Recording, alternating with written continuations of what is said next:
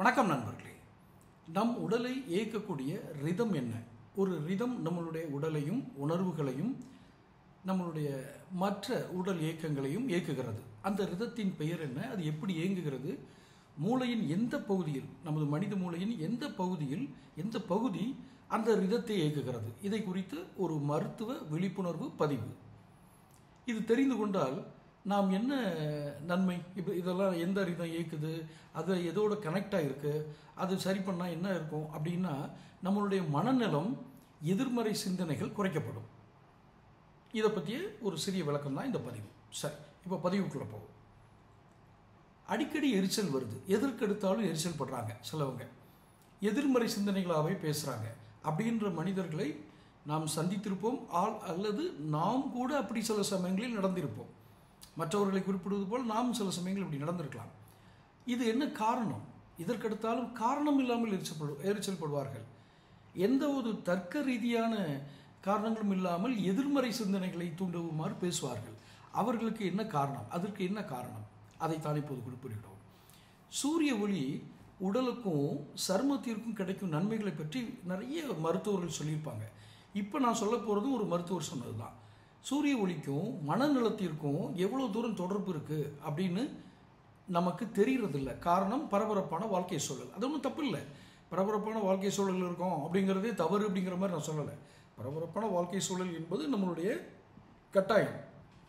சரி, அதில் நாம் அந்த இயற்கை தரக்கூடிய அற்புதமான சூரிய ஒளியை மறந்ததால் நாம் சந்திக்கும் மனநல பிரச்சனைகள் தான் மிக அதிகமாக இருக்குது. அது என்ன மனநல பிரச்சனை வரும்? சூரிய ஒளி வந்துருச்சுன்னா மனநல பிரச்சனை போயிடுமா அப்படின்னா அதுதான் என்னன்னு மருத்துவர் சொல்கிறாங்க. ஒரு உயிரினம் சுற்றுச்சூழலோடு ஒத்து போய் வாழ்வதற்கு அந்த உயிரினத்திற்குள் சில உடல் ரீதியான மாற்றங்கள் நிகழ வேண்டும். எந்த உயிரினமாக இருந்தாலும், இப்போ நான் சொன்னதில் எங்கேயும் மனுஷன் வரல, மனுஷன் மட்டும் இல்லை, எந்த உயிரினமாக இருந்தாலும் சுற்றுப்புற சூழலோடு ஒத்து வாழ்ந்தாதான் அந்த உடல் ரீதியான மாற்றங்கள் நிகழும். அந்த மாற்றங்கள் என்பது தானாகவே நிகழக்கூடியதாக, ரிதமெட்டிக், அதான் தானாக நடக்கிறது. அந்த மாற்றங்கள் என்பது தானாகவே நிகழக்கூடியதாகவே அமைந்திருக்கிறது. இது மனித உடலுக்கே 24 மணி நேர ரிதம் என்று சொல்லக்கூடிய சர்க்காடியன் ரிதம். நல்ல அந்த பேரை புரிஞ்சுடுங்க. சர்க்காடியன் ரிதம் அப்படின்னு ஒன்று நம்ம உடலில் செயல்படுறதா மருத்துவர்கள் சொல்கிறாங்க. இந்த ரிதம் தான் நம்மளுடைய மெட்டபாலிசம், உறக்கம், உடல் வெப்பம் போன்றவற்றை கட்டுப்பாட்டில் வைத்திருக்கிறதுன்னு மருத்துவ விரிவாக்கம், மருத்துவர்களுடைய கருத்து. இந்த ரிதத்திற்கும், இந்த ரிதம் சொன்னல எங்கள் விதம், இந்த ரிதத்திற்கும் நம் உணர்ச்சிகளுக்கும் நிறையவே தொடர்புகள் இருக்குது அப்படிங்கிறது மருத்துவம். எப்படின்னா, இந்த ரிதமை கட்டுப்பாட்டில் வைத்திருக்கிற நம் மூளையில் ஹைப்போதலாமஸ் செல் அப்படின்ற ஒரு சிறு பகுதியில் சுப்ராச்சியாஸ்மாட்டிக் நியூக்ளியஸ், நான் சொல்கிற சயின்டிஃபிக் அண்ட் கிளினிக்கல் வேர்டில் வந்து ப்ரொனன்சியேஷன் வித்தியாசம் இருக்கலாம், திரும்பவும் சொல்கிறேன், சுப்ராச்சியாஸ்மாட்டிக் நியூக்ளியஸ். டாக்டர்கள் அல்லது நீங்கள் கேட்டு இப்போ நான் சொன்னதை திரும்ப இது பண்ணிக்கங்க. நன்றாக அது செயல்பட்டால் தான் இந்த ரிதம் ஒழுங்காக செயல்படும். இந்த ரிதம் ஒழுங்காக செயல்பட்டால் தான் நம் உணர்வுகள், நம்மளுடைய உணர்வுகள் வந்து சரியாக செயல்படும். அப்போ இது நன்றாக செயல்படும்னா வெளியிலேருந்து சில தூண்டுதல்கள் வேணும். அதில் முக்கியமான தூண்டுதல் தான் லைட் இண்டிகேட்டர் அப்படின்னு சொல்லக்கூடிய சூரியன். புரியுதுங்களா? ரிதம் அது செயல்படுத்தக்கூடிய மூளையுடைய பகுதியை சொன்னேன். இப்போ அதை எது தூண்டுதுங்கிறதையும் சொல்லியாச்சு. இப்போ நாள் முழுவதும் சிலவங்களுக்கு டல்லாக இருக்கும். காலையில் சூரியன் உதயமாகும் போதே நாம் எழுந்து அந்த வெளிச்சத்தை நம்ம உடல் வாங்கினா தான் இது காலை நேரம், நீ உற்சாகமாக வேண்டும், வேலை செய்ய வேண்டும் அப்படின்னு நம்ம தட்டி எழுப்பக்கூடியது சூரிய ஒளி தான். இதுவே நம்ம உடலில் சூரிய ஒளி படாமல் இருக்கும்போது இன்னும் நமக்கு விடியலை அப்படின்னு உடல் நினச்சிக்குமா. இதனால் அந்த நாள் முழுவதுமே கொஞ்சம் டல்லாக தான் இயங்கும் அப்படிங்கிறது மருத்துவம். அப்போ எதுக்கெடுத்தாலும் அப்போ என்ன ஆகும்? இதனுடைய அடுத்த விளைவு எதுக்கெடுத்தாலும் எரிச்சல் படுறது. ஏன்னா டல்லாக இருக்கிறதுல போய் நீங்கள் ஃபோர்ஸான வேலைகள் வந்துச்சுன்னா எரிச்சல் அடைஞ்சிருவாங்க. சூரியன் மறையும் போது நாம் இரவு உணவை முடித்து விட்டு மெல்ல மெல்ல தூங்குவதற்கு தயாராகணும் அப்படிங்கிறது எல்லாருமே இதை கூறுறது தான். எல்லாருமே அதை கூறி கேட்டிருப்போம். ஆனால் அதற்கான காரணம் என்ன அப்படிங்கிறது, நாம் நன்றாக தூங்க வேண்டும் என்றால் என்பதற்காகவே சுரக்கக்கூடிய மெலட்டோனின், நிறைய பேருக்கு தெரிஞ்சிருக்கும். அந்த மெலட்டோனின் ஹார்மோன் இருட்டில் தான் சுரக்கும். அதாவது லைட்டிங் இருக்கக்கூடாது, லைட் வந்து உடம்பு மேலே படக்கூடாது, வெளிச்சமான இதுகள். அப்போ சூரியன் மறைந்த பிறகு ஏற்படக்கூடிய இந்த இருட்டில் தான் இந்த மெலட்டோனின் சுரக்கும். ஆனால் நம்ம அறையில் விளக்குகளை அணைக்காமல் நல்ல வேறு செல்ஃபோன் பார்த்துக்கிட்டு அதை நோண்டிக்கிட்டே இருந்தோம்னா மெலட்டோனின் ஹார்மோன் சரியாக சுரக்காது. விளைவு தூக்கம் இருக்காது, டீப் ஸ்லீப் இருக்காது. தூக்கம் வந்தால் கூட ஆழ்ந்த உறக்கம் வராது. அதனால் மறுநாள் எதுக்கெடுத்தாலும் எரிச்சல், மனசோர்வு இதெல்லாம் வந்துடுதுங்கிறது மருத்துவர்களுடைய ஒரு விளக்கம். அப்போது சூரிய ஒளிங்கிறது நமக்கு ஒரு பெரிய வரம்.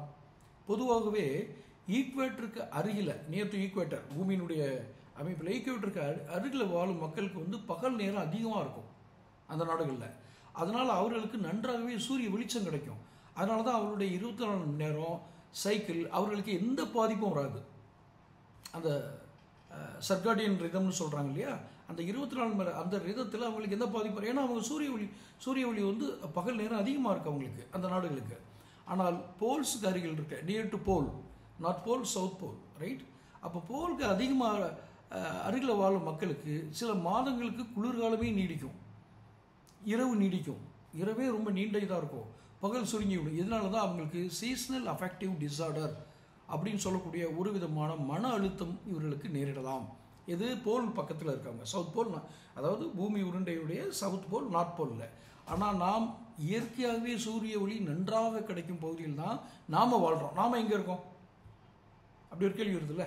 அப்போ நாம் சூரிய ஒளி இயற்கையாகவே நல்லா கிடைக்கக்கூடிய பகுதியில் தான் வாழ்கிறோம், இந்தியா. அப்போ அது ஒரு பெரிய வரம். அதை எவ்வளவு தூரம் பயன்படுத்துகிறோமோ அந்த அளவுக்கு மனநல பிரச்சனைகளை தவிர்த்து விடலாம் அப்படிங்கிறது மருத்துவம். சூரியன் எழும்போது நாமும் எழுந்து, அது மறையும் போது நாமும் தூங்கும்போது நம்ம உடல்நலத்துக்கு மட்டுமில்லாமல் மனநலத்திற்கும் மிக உதவியாக இருக்கும்.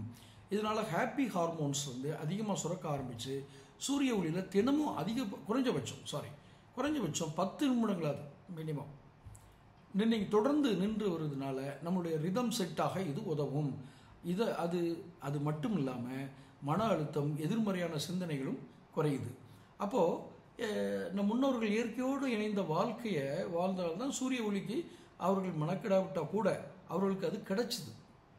மெனக்கிட்டு போய் அவங்க சூரிய ஒளியில் போய் நின்றுட்டு இருக்கணும். அவங்களுடைய இயற்கை வாழ்க்கை அப்படி தான் இருந்தது. ஆனால் இப்போ நாம் இருக்கிற பிஸியான வாழ்க்கையில் இது கொஞ்சம் அதிகாலையில் கொஞ்சம் நேரம் ஒதுக்கி தான் ஆகணும் சூரிய ஒளியில் நிற்கிறதுக்கு. என்ன காரணம்? நாம் ஏசி ரூமில் அதிக நேரம் இருக்கிறது, க்ளோஸ் டு ரூம். ஏன்னா நம்மளுடைய பணி நிமித்தமாக தான் அப்படி இருக்கும். நம்ம மெனக்கிட்டு இயற்கை ரதத்தோடு ஒன்றவே கூடாதுன்னு சொல்லி அப்படி இருக்கிறது இல்லை. அப்படி யாரும் நினைக்கவும் மாட்டாங்க. மனநலம் எதிராக போகணும் நம்ம அப்படி நினைக்க மாட்டோம். ஆனால் நம்ம வாழ்க்கை சூழல் அப்படி அமைஞ்சிருச்சு. அதனால் என்ன கேட்குறாங்க, ஒரு 10 நிமிஷம் நின்றுக்குங்க அப்படின்னு. ஸோ சூரிய ஒளியால் நமக்கு கிடைக்கும் ஆரோக்கியமான மனநலம் நமக்கு தெரிந்திருந்தால் சூரிய ஒளியை நாம் ஒரு நாளும் அலட்சியமாக நினைக்க மாட்டோம். இதுதான் நான் இந்த பதிவில் சொல்ல வந்த செய்தி. அப்போ சூரிய ஒளி என்ன பண்ணுது, நம்ம ரிதம் எப்படி இயங்குது, மூளை எப்படி கட்டுப்பாட்டில் வச்சுருக்குது, நாம் எப்படி இதுலேருந்து மனநல பிரச்சனைகளுக்கும் சூரிய ஒளிக்கும் இருக்கிற ஒரு தொடர்பாக புரிஞ்சுக்கிட்டோம். தொடர்ந்து மருத்துவ விழிப்புணர்வு பதிவுகளை பெறுவதற்கு சப்ஸ்கிரிப்ஷன் பண்ணுங்கள், சேனல் சப்ஸ்கிரைப் பண்ணுங்கள், நோட்டிஃபிகேஷன் பில் பதிவு பண்ணுங்கள். இந்த பதிவு பிடிச்சிருந்தா லைக் பண்ணி ஷேர் பண்ணுங்கள். நன்றி.